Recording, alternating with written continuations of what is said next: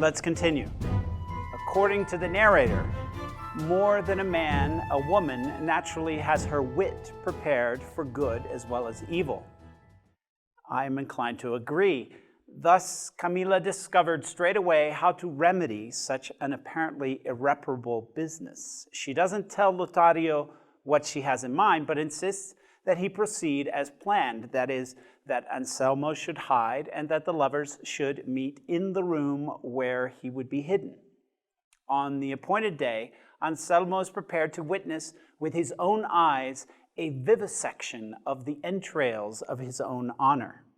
Leonela and Camila enter the room and perform a scene for the cuckolded husband. Camila professes to be furious for some offense done to her by Lothario.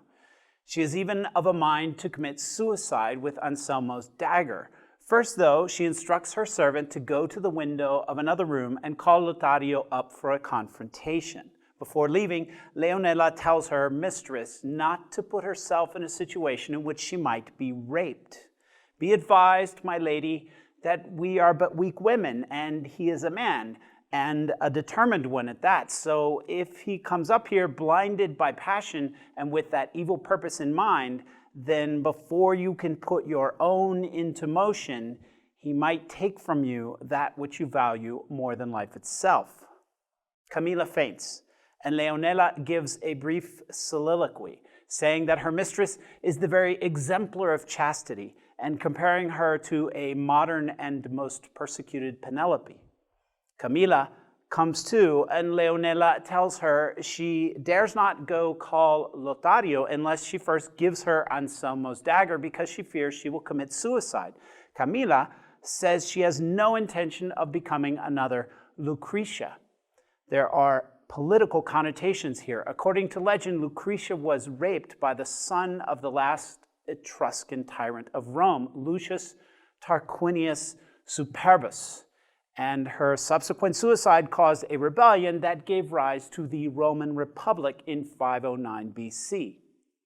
In the absence of Leonela, Camila continues acting for Anselmo, voicing a long monologue about her plan to avenge Lothario's affront and then commit suicide. I will depart this world bathed in my own chaste blood as well as the impure blood of the falsest friend that amity has ever seen. The narrator's comment is fascinating, especially given the transvestitism that we have seen in previous chapters. So saying, she paced about the room with dagger drawn, taking such giant and disorderly steps and making such gestures that it seemed as if she was lacking in all judgment and was, instead of a delicate woman, a desperate thug. Note the wonderful way in which the narrator traffics in the thoughts of different characters. Throughout Leonela and Camila's performance, our narrator assures us that Anselmo is totally convinced by the innocence of his wife. He is always on the brink of coming out of his hiding place and ending the confrontation so as to avoid bloodshed. But he fails to do so, either because he wants to witness just a bit more, because another character unexpectedly enters or exits, or because he hears something remarkable. Anselmo is enthralled, like an audience viewing a well-written and well-acted play.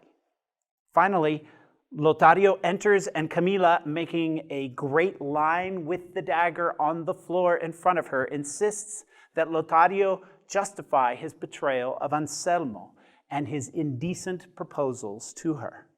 Lothario knows that he too has to act. He confesses his transgression and begs Camila's forgiveness, attributing his folly to the power of love. Lothario's most enigmatic phrase supposedly expresses his respect for Camila. I know you well and hold you in the same regard, en la misma posesión, that he does. According to the wordplay here, when Lothario says posesión, he means that his regard for or opinion of Camila is the same as Anselmo's. But the implication is that, like Anselmo, he has actually possessed her. In other words, had sex with her. This is classic Baroque. Lothario deceives with the truth, and his speech targets two different characters, Camila and Anselmo, respectively, with radically different meanings. The denouement of this play within the novel, within our novel, consists of Camila directing a long harangue against Lothario, at the end of which she says she wants to kill in the act of dying. The narrator's description of what happens now is another great example of the destabilizing effect of Cervantine perspectivism. No one, not a character in the story, not the narrator, and why not admit it, not even the reader, knows Camila's true intention when she attacks. With incredible strength and agility, she lunged at Lothario with the unsheathed dagger, giving such signs of wanting to drive it into his chest that even he was almost in doubt regarding whether these maneuvers were true or false.